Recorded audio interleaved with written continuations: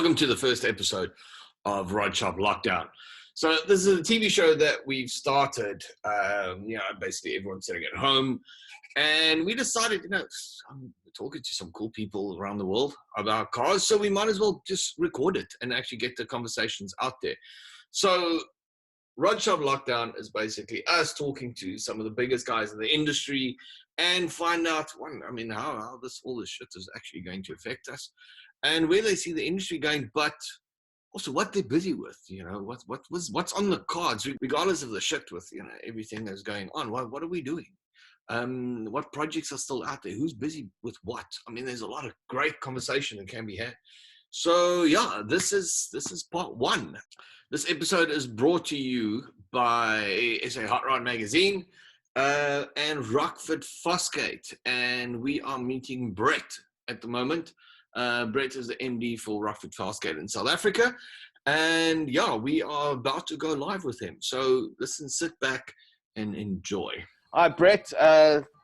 Welcome to the show. It's great to have you here. You want to introduce yourself to everyone and just tell us who you are and what you do? Sure. Well, Joe, thanks for the opportunity to be a guest on the Hot Rod Magazine. My name is Brett Farquharson. I'm the owner and the director of a company known as Automotive Distributors. We were established in 1991, and we are the sole distributor and importer for Southern Africa for Rockford Fosgate is our main product, it's our lead product. We do a number of other brands as well. So in Vega, which is also an American company, one of the very oldest car audio subwoofer companies, established in 1954. So a lot of history there. So people often ask why Pietermaritzburg, and the reason for that is that we're close to the ocean. Bearing in mind that everything has to come across the ocean, so it makes a lot of sense to have our facility where it can be the most efficiently operated. So we bring goods in, obviously, we take them away from the coastal environment for corrosion and better humidity elements. But Maritzburg is a great place to live, believe it or not. I know other people don't believe me, but it's actually pretty great. You've got the mountains and the ocean, and they're both an hour away. So yeah, and then most of our business is Johannesburg, which is up the road. So we've got the N3, the big vein. We overnight stuff, and it works. It's really been in play for about almost 30 years now. So we're almost on 30 years in doing what we do, and we're passionate about it. And I think that's the key behind why this works. Because people often wonder, what do you really do for a living? And when I tell them, they're going, seriously, what do you do for a living? You're selling stuff that people don't really need. And I'm like, yeah, totally. But that's it. You and I, we've been talking a lot over the last few weeks about the industry. And then all this cock started with the virus. You guys are scheduled to be on the next season of Rod Shop. So we still, if once this thing is over, we're still popping through to you guys, and we're going to come shoot the shop and show everything that's there. But this was just a chance for us to actually get some discussion and stuff around the industry and what's been going on. And look, obviously this virus thing is going to affect the market. Anyone that thinks that it's not going to is just being completely stupid. So I wanted to talk to you guys about, Rockford Fosgate has expanded. You guys are not just a car sound anymore. You guys have expanded and hold on to other avenues and stuff as well, haven't you? Indeed. Yeah, absolutely, Joe. The thing is, we obviously have to look at the market trends, see how consumers are changing to the technologies that are around them. And one of the biggest things is that everybody carries a cellular phone. And essentially your music's in your pocket. And the fact that your music's in your pocket, it means you can connect it to just about anything that has Bluetooth. So Rockford saw this opportunity, and being that we only do 12 volts, we do nothing else. If it moves, we do it. We don't plug stuff in walls. Other companies lose their focus and start doing things that are not true to their core. So Rockford identified what you've just said, and things like we're doing sound for motorbikes, Harley Davidsons particularly. We actually have plug-and-play kits, and people might go, but surely Harleys would have a great sound system. Well, they're a great motorbike, absolutely, and they're the hot rod of motorbikes in a sense, because you know, I mean, everybody buys them for their bling and their style and the whole look. But hey, one thing that goes well with the hot rod is rock and roll. I mean, where do you watch a movie without sound? I mean, to be honest, you watch a movie without sound, it's kind of boring. I mean, it's without a picture, a movie without sound is basically just a picture. So in everyone's lives, when you see things and you want to add that experience to it and get that goosebump feel, it's the music. And I mean, right now I'm getting goosebumps just talking about it. Because you think about some of your favorite tracks like AC/DC or Metallica, and you imagine cruising down the road with a system playing crystal clear, and you arrive at the spot where your mates hang out, and you just, I mean, you know what? You're just going to tick all those boxes. I mean, the sound of the exhaust pipe is one thing, but when you got that music going with it, wow, that just does it all for everybody. And that's what we do. We love doing that and giving people that experience. And it goes from just motorbikes to boats. I mean, boats, you know, are also like a huge lifestyle thing. People, you know, that reach a point in their life, maybe when they were young and they were 18, they've had their car stereo and they were like trying to, you know, lure in the pretty ladies. And I'm not saying ladies don't buy stereos, they do, but you know, most of it, if you look at the stats, it's a lot of it's guys into that thing. Yeah, it's interesting because once they hit sort of 25, 26, and maybe they found the lady of their life, priorities change. All of a sudden, you know, there's no longer an interest in putting in, you know, upgrades on their car, and you know, it's all about their home. But now once their kids have moved on, or maybe their kids have got to 18, then the dad goes, this is an opportunity. Now the son's getting a car, the daughter's getting a car, and starts up all over again. Difference is the dad's got money now, okay? So that's a good plus. And then of course, good toys. Sorry? Now it's the good toys coming out. Oh, well, this is it, absolutely. I mean, money's the oil for everything. Unfortunately, it is what it is. And you briefly mentioned about the economic element that's going to come with this coronavirus thing. And it's funny because, you know, people often look at the immediate problem and don't realize that ultimately we're going to have to deal with this. And the way we're going to have to deal with this is people still want to continue with their lives, you know, and I think the companies that are really, truly honest to their core, they're not just selling something because it brings in the bread and butter. They really believe in what they do, are going to be the ones who will survive this. And that's, if you look at the history of, you know, all these things that have happened to the world, South Africa is one that's been beaten up enough times. I think we kind of like, this is just like another round for us. You know, it's like going in the boxing ring. Oh, well, you know, we've had enough crap. Everyone knows who lives in South Africa. I don't have to get into the details. And we kind of, you know, I know we're a little bit punch drunk, but hey, we get up, shake our head, and we say, right, game on, let's do it. Some people leave the shores, you know, but we just adapt, man. So, yeah, and then besides the boats, we've obviously got ATVs, which is a great market in the United States. Very small here, unfortunately, and there's a reason for it. Farmers get a little bit upset with people riding their ATVs on their farmlands, and they kind of got, you know, a little bit antsy about it. Yeah, and then so to break it down, there's 4 segments. There's the mobile audio, there's the marine, which we do super yachts as well, big yachts. I mean, a boat basically, you know, is really a big hot rod. I mean, that thing has got everything you can imagine, you know, in terms of bigger, the size doesn't matter. It's just who's got the biggest checkbook. So they want music, you know, and then you've got your motorcycles, like I said, in the ATV. So those are the 4 segments. We do other things as well. Interestingly enough, from the marine element, because our products are so durable in terms of the weather, and they can handle the exposure. Obviously, on motorbikes and ATVs and boats, that's kind of the requirement. People have been asking us to do this, the sound systems on their patios. So they want to continue with that experience, you know, at home and wherever they are. Pull out their music, pick up their, you know, whatever music platform they're using. Could be Spotify, Deezer, Apple, and there it is. They continue the party, you know. Let's talk about now. What are you guys doing in South Africa? I mean, what is the next step for Rockford Fosgate? Your way of going forward. I mean, you guys have sponsored everything. I mean, from motor shows, drifting cars. I mean, you guys have been absolutely everywhere. What's your new way forward? Well, it's a good question, and yeah, absolutely. And as trends have changed, we have done that. I mean, we used to, and yeah, back in the day, I mean, obviously you would look at what people were following, and there was, I mean, if you go back 20, 30 years, I mean, there wasn't social media, there wasn't the internet, so those platforms didn't exist, and yeah, the traditional methods were there, and for us, it's not something that, you know, you can put it on pages, but it's not something that you can make a decision unless you've experienced it.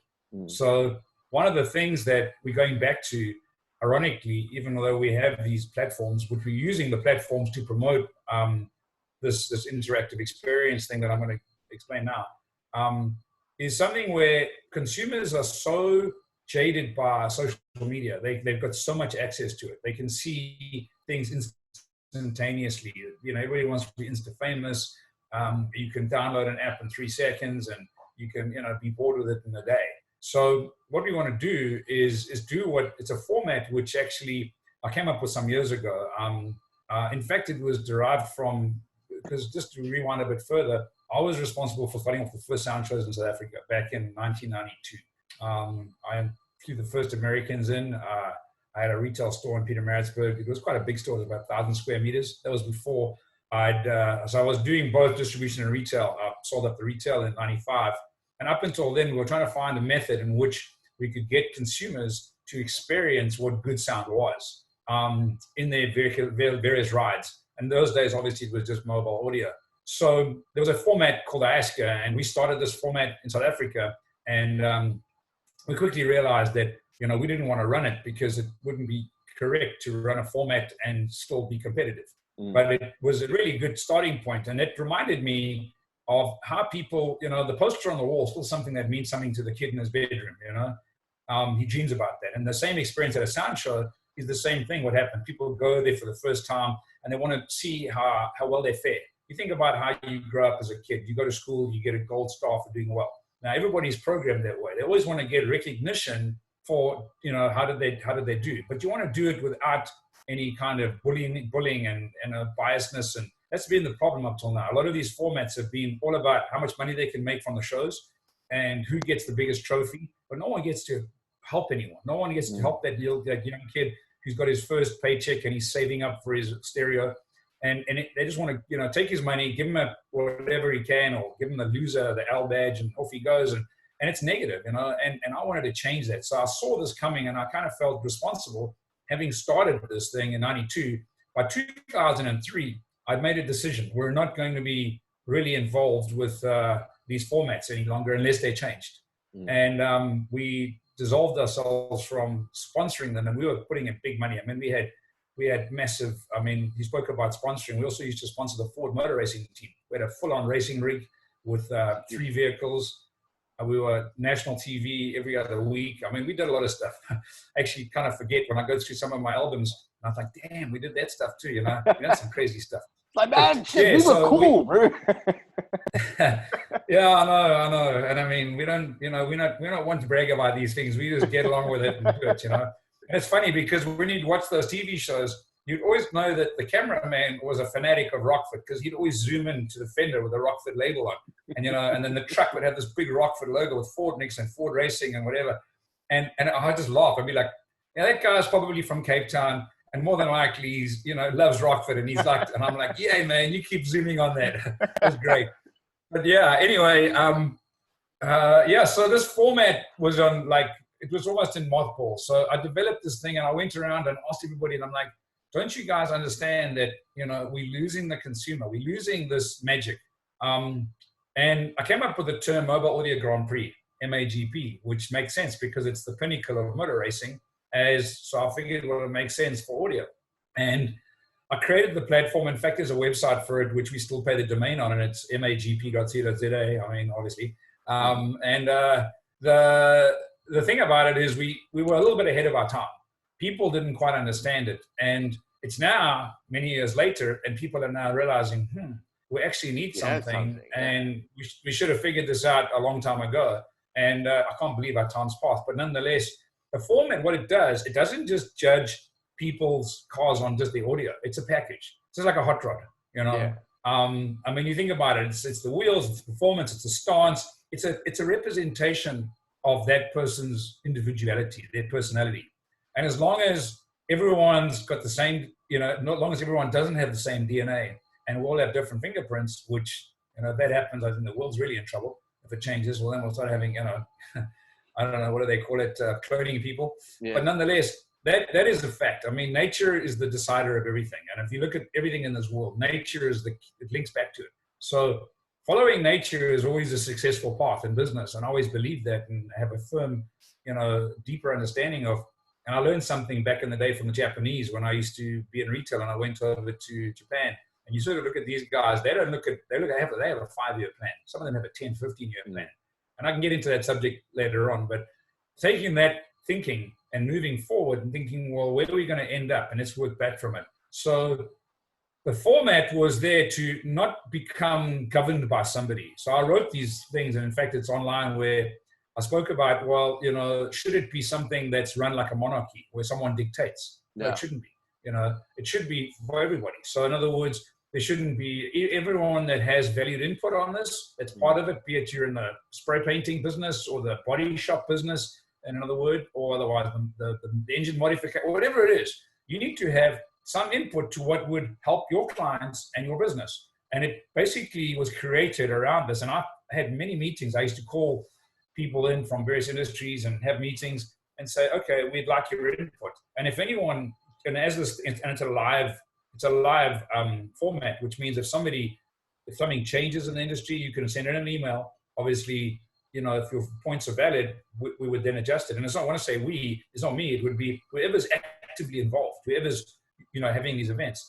And there's some pretty clear regulations, which keeps it true. What we're doing now, so to answer your question, I had to explain the background of it. We're taking this format and we want to bring it to dealers, our dealers, but also the dealers, some of our dealers also do custom, body work. I mean, for example, you take a guy like Ace Customs, which I understand you guys have got a vehicle with right now. Yeah, we're working with Wood Right. Yeah.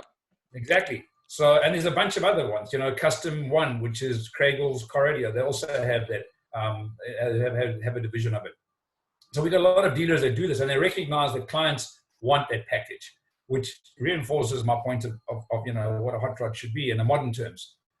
Back in the day, in the 50s, we all know it was, people out of the war that when I would modify anything they could find and stripped it down and made it fast. And, sound wasn't a priority, but it grew to become. And you look at the guys like Boyd Coddington, God bless his soul. I mean, those guys were legends. And I mean, today, Dave Kindig, who I know personally, and I mean, those guys build the most amazing hot rods.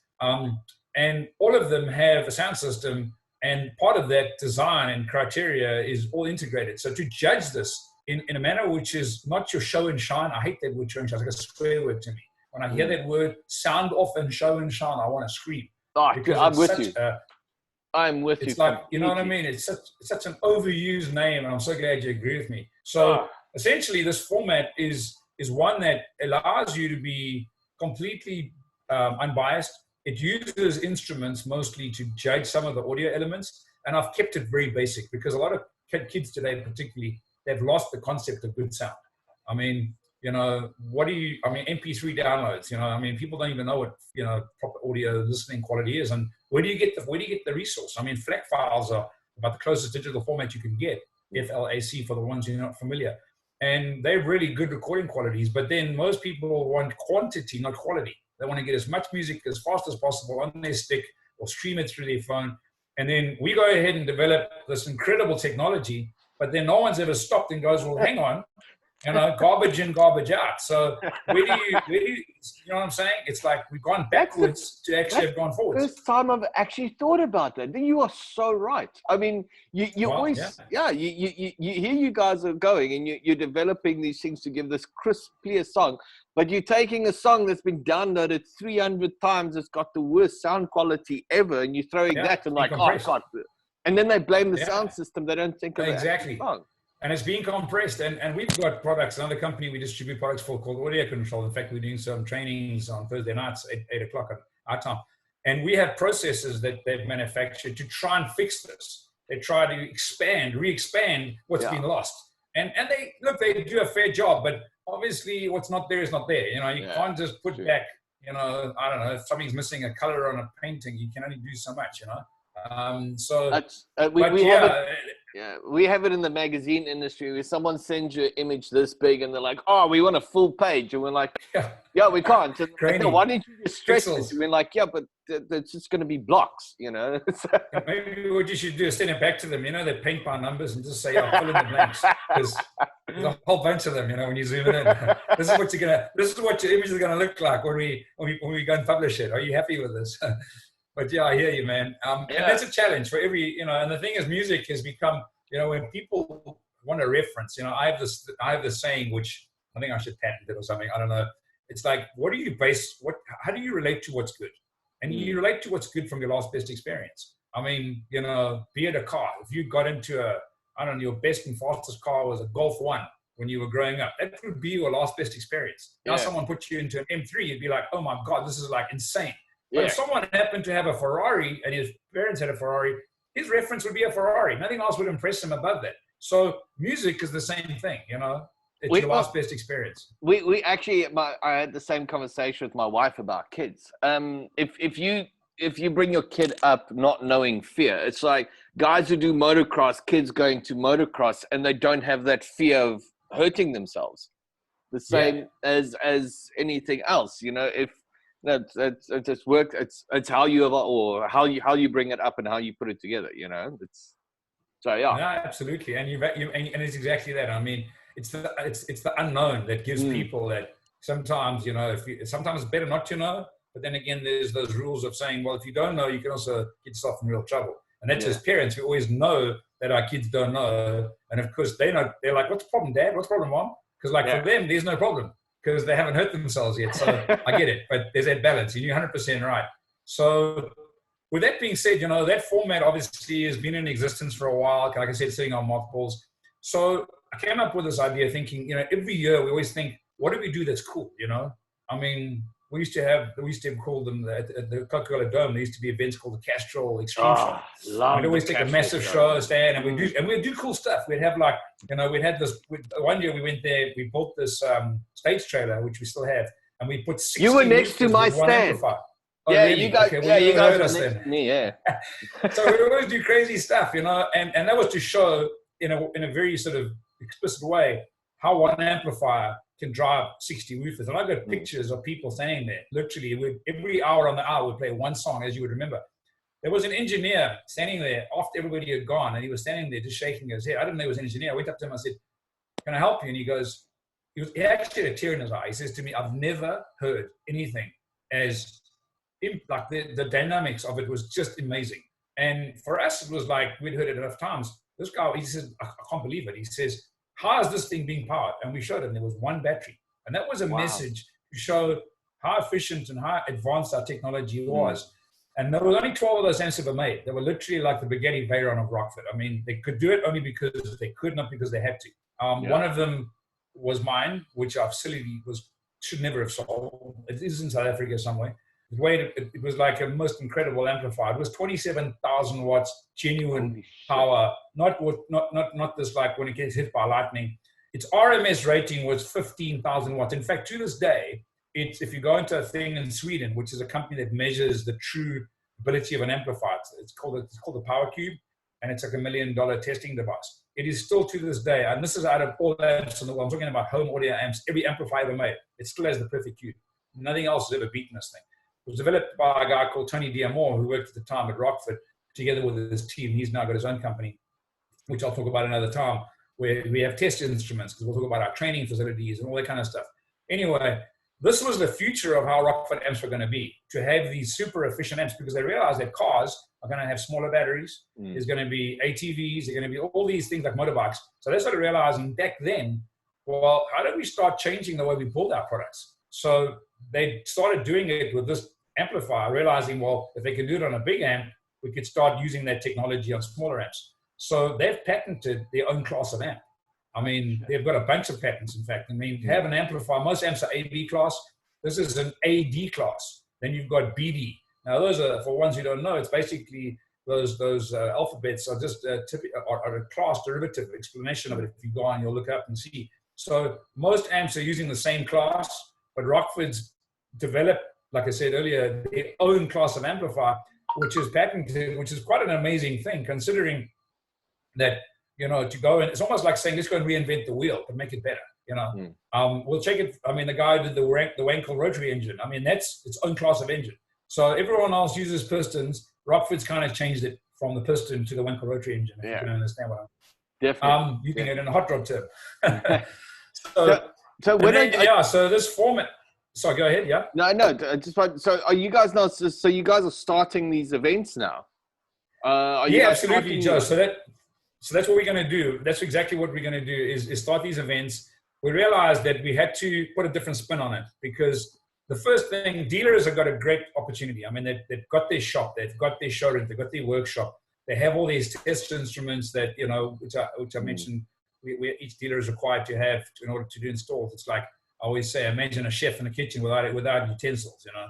I mean, I always say to dealers, you can't open a stereo store. In fact, you can't open any store unless you have equipment. So they have all their stuff there. And so we're going to use the dealers' locations as the correct venue. Why? Because economically, it makes sense. People don't have money to go to expensive shows and pay for stands and bookings and stuff.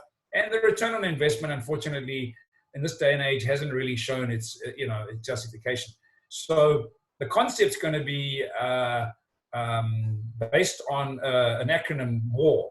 And the reason why we're using WAR is because we want to promote, obviously, our brands, but we're inviting anybody. In other words, whoever has a car stereo, doesn't really matter what they've got, as long as they want to come along and learn more and have themselves properly judged, not just be judged on a point of, hey, you got bad, you got good. It's not being, in fact, no one scores anything. It's a question of you get shown where your good points are and your bad points. Everybody gets a certificate. So everybody at least feels, hey, they've got that, just they can go home and show their mom and dad or their girlfriend, hey, look what I got. I went down to this WAR event, and what it stands for is War Audio Revolution, okay? And the reason for WAR is because the person who happens to get the best, I'm using the word score, but the best accreditation of the day, be it under the segment of, I don't know, it could be phase checking, it could be real-time analyzer verification, it could be current checking, they get a T-shirt. And it'll have a Rockford Army on the back. Okay. Nice. So they get that T-shirt. Can I have one? Absolutely. We'll just give you one as I don't know. Representing. Exactly. Grandfathered in. There you go. That's what I was trying to say. So the idea of it is, and then if you get 10 T-shirts and you've been to 10 events and they're going to be all over the country, you can get a jacket. You know, now that's something that anybody, I mean, that's like they've earned it. It wasn't like they were given it, because everybody can, to go and earn that is quite a major thing. And they're wearing that. So they're wearing their trophy. They're wearing what they've really achieved. You know, and someone will say, how did you get that? And you go, well, hey, this is what it's all about. Those kids are going to be the ones proud of their cars. You know, and I say kids, I mean, you know, we say they're kids because they're normally in the 18, 25-year age. So those guys are going to go out there and they're going to be showing all their mates. Most importantly, they're also going to be putting this all over social media. So the fact that they're going to be doing that, we're going to give them a reward as well. We want to show them that they can get some return. So if someone goes and posts something on social media and it happens to be with our products in their vehicle, we want to give them R-Bucks. And R-Bucks is kind of like, you know, FNB's E-Bucks, except it's going to be to buy more equipment, because we know that they don't have money. They have time, but they don't have money. So you got to kind of look at things as the way they are, and that way it'll stimulate, you know, their interests further. And obviously they want to be insta famous. So if they have a cool video with their ride and they be creative and they post it and they get all these hits, that's what we're going to be doing. And that to me is a very powerful tool, using the social media platform, but not just to say, I got likes. Likes to me, like, okay, big deal. It's like, okay, what does that mean to you? You know, at the end of the day, really, unfortunately, what makes the world go around is who in other words, the person who won was the one who had the clients there spending money. And truth of it is, that's what keeps businesses alive, keeps people employed, keeps, you know, the country's economy going. So if you're not doing anything and you're just trying to build up noddy badges, then you know what, that's fine. But in my mind, you know, what I like is not going to help unless a person's really interacting and doing something. So these events are going back to old school, but they're using new school methods in order to make it work, you know. And like I said earlier, everyone gets a certificate. So this is the event that we coming through to you guys. We're going to do one in May. Correct. Yeah. In July. There's two events, one up in Middelburg and one up in Pretoria. And then of course they'll be doing the other shoot, obviously at our headquarters, which is a separate thing. But yeah, those are the exact. Rod Shop, just for everyone watching, Rod Shop's actually going to come through. We're going to be at the event and we're going to cover the whole thing and show people what it's about, how it works. I mean, obviously, like you hear, this is change. This is what we want to call a game changer. I mean, it's changing the way shows and stuff are done, which is what we need. I think the whole industry just needs a bit of a shake-up more than anything else. It has, I want to say that it's been dropping down more than anything, but it's this focus. I mean, you and I had a conversation a while back. You know, we obviously with hot rods, the SA hot rods, we deal with a lot of guys, high profile cars and this type of stuff. And everything came to me around the money. You know, every show, it's like, oh, this guy dropped like a bar on this car, and this guy dropped a bar on the car. And right next to him is sitting a guy that's built this car from scratch. And everybody's just turning around and they're looking at this bar car, and it's the I don't want to call the real rodder that turns around and goes, yes, but look at what this guy did. You know, that's. And the funniest thing is, in the last week, with this virus, we've been talking to a bunch of guys online, and everyone has come back to us and gone, I think when all of this starts, it's not just going to be about the money anymore. It's going to be about skill again. Yeah, totally right. Yeah. Because the guys they're not going to have the budget to just throw money into cars and just buy everything. So, look, we know car building will never die. I mean, guys will always customize stuff, but it's going to come down to building something within a budget and what they can achieve and how they can make it. Well, let me rephrase. I hope that's where it's going. And from your side, I mean, from the sound side, it's not, like you said, it's not about quantity. It's not about who's got the most speakers, and it's about the quality that comes down to absolutely. it. And I mean, that is I think that is the basis. I love the idea for the show. And I look forward to it. Look, we need to wrap this one up. Sure. I think we are not. Brett, and it's been an absolute pleasure to talk to you. Absolutely great. Thanks for joining us on the show. I mean, this is the first one. We have actually a bunch of cool guys coming up as well after you. We've got confirmation from Mark Tull from Gotham Garage. Nice. Yes. Nice. And I'll speak to you now and see who else we can get onto the show from all over the place. Wicked. So yeah, thank you very much.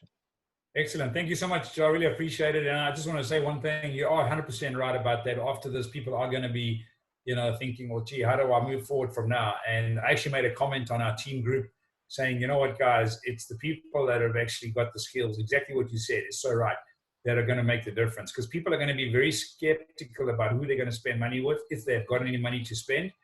And they're going to look at the people that have got talent, that are actually genuine, not just the guy who's, doing the plug and play. So 100% on the money there. I fully agree. And I have no doubt that's going to work. And yeah, just great to have the opportunity to share some ideas and views. And we're going to include all the elements, not just the sound. It's going to be, if you look at the platforms, it has everything. So yeah, there'll be a lot of opportunity for other companies that we don't even, necessarily sell products for, but they could benefit from it, Totally right. Cool. Well, it's maybe about time that everybody starts working together, because that's where we need to be, isn't it? This is what this global virus has probably done. Maybe hopefully humans will learn from it. I think in time people will probably forget, but for now they might look at it and say, hey, we need to actually, vertically integrate our efforts and become, a little bit more unified and work together. Absolutely. Yeah. Awesome. Especially South Africans, because we're already challenged in our economy. Yeah.